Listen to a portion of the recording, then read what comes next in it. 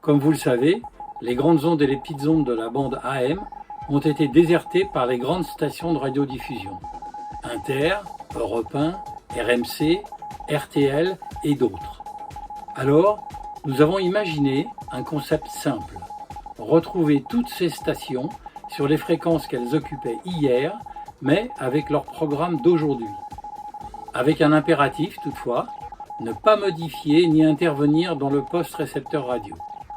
Bref, écouter les émissions de radio comme avant, avec le plaisir de retrouver les manipulations et la sonorité des postes TSF qui ont bercé notre jeunesse et celle de nos parents, mais en écoutant les actualités du jour.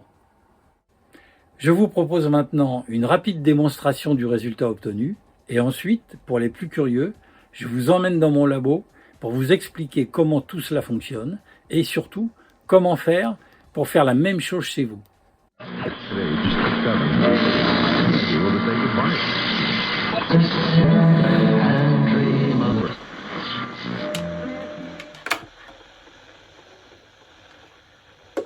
L'Union européenne, si elles ne sont pas forcément installées dans l'Union, mais qu'elles utilisent les données de citoyens de l'Union européenne. Donc c'est plus une occasion de...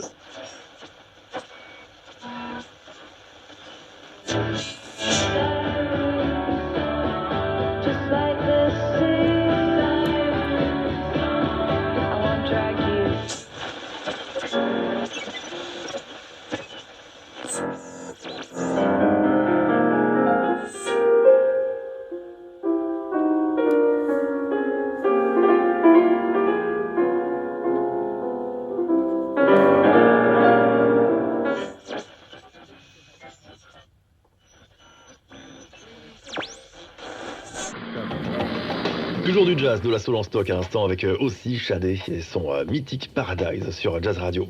Retour de l'actualité tout à l'heure avec Pascal Comte, retour de la musique aussi bien sûr avec le nouveau Laredo de Leon Bridges. C'est plus tout à fait la même chose.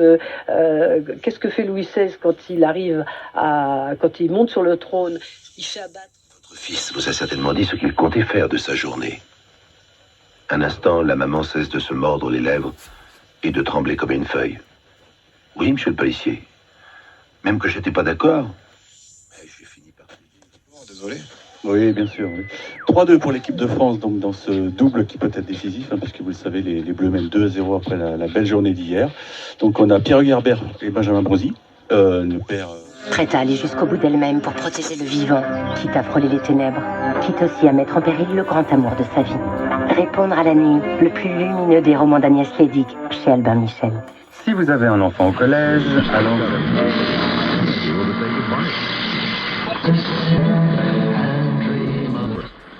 L'interface utilisateur a été développée pour une exploitation simple. L'écran montre le nom du programme ainsi que les stations diffusées. Il est évidemment possible de sélectionner une autre liste. Un menu déroulant propose l'ensemble des listes qui ont été fabriquées par l'utilisateur. Mais il est aussi possible de configurer de nouvelles listes. Par exemple, dans le menu déroulant, on sélectionne une liste de stations déjà existantes que l'on veut modifier.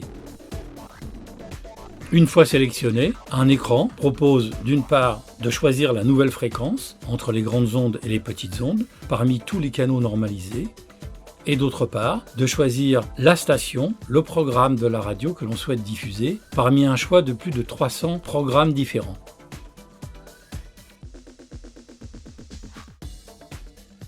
Il suffit ensuite de sélectionner cette nouvelle liste et de la valider pour en assurer la diffusion. Un menu système propose quelques options de paramétrage comme le choix des langues parmi 4 possibles, le standard de diffusion, Europe ou Canada, Amérique du Nord, un choix entre différents designs de cadrans et des repères pour indiquer la position exacte des stations sous forme d'aiguilles ou de pointes. Il ne reste plus qu'à écouter la radio et puis plus tard arrêter le système.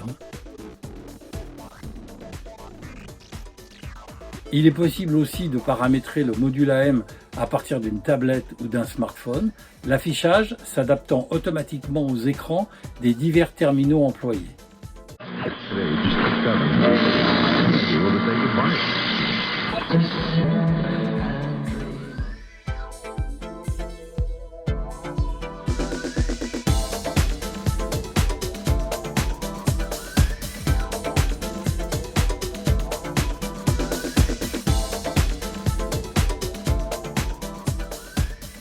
Le module AM s'articule autour de 3 sous-ensembles. Le premier est constitué d'une carte d'ordinateur, un nano-ordinateur, Orange Pi 0.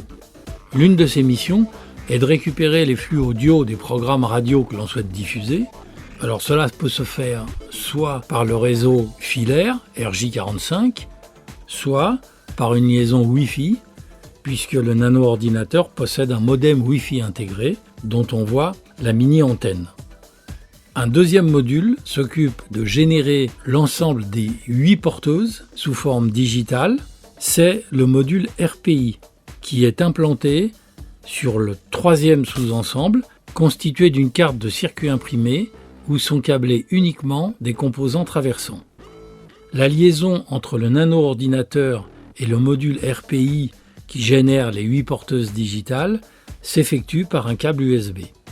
Ensuite, sur la carte de modulation, le grand circuit imprimé, les missions sont de 3 ordres. Premièrement, moduler les porteuses digitales. Deuxièmement, filtrer l'ensemble de ces porteuses de manière à pouvoir restituer des signaux RF compatibles avec nos radios.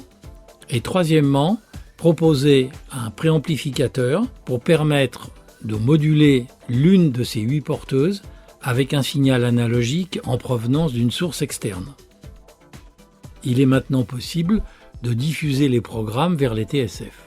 À partir du bornier de sortie du signal RF petites ondes plus grandes ondes, je transporte ce signal via une paire torsadée qui véhicule l'ensemble des 8 porteuses jusqu'à un premier torférite qui va me permettre de coupler un récepteur, puis vers un second torférite pour alimenter un autre récepteur, etc., etc. Et je termine ma boucle de couplage par une résistance de charge. L'ensemble ainsi constitué peut alimenter un nombre quelconque de récepteurs.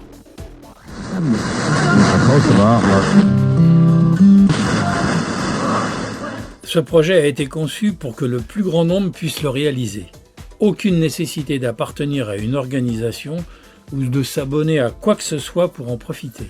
Tous les documents et tous les logiciels sont en accès libre sur le site internet du module AM. Les nomenclatures, les schémas, la notice de câblage et d'assemblage.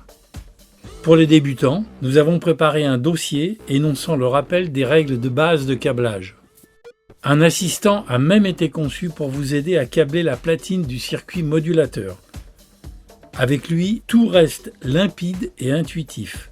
Il propose un ordre de placement pour chaque composant, un dessin ou un cliché du composant, une illustration complémentaire pour le respect du sens de montage lorsque c'est nécessaire. Cet assistant sauvegarde votre travail et vous permet de le reprendre plus tard. Difficile de se tromper avec un tel assistant. Une fois câblé, aucun réglage, aucun besoin d'appareil de mesure. Pour terminer ce projet, il est préférable d'intégrer le module AM dans un boîtier adapté.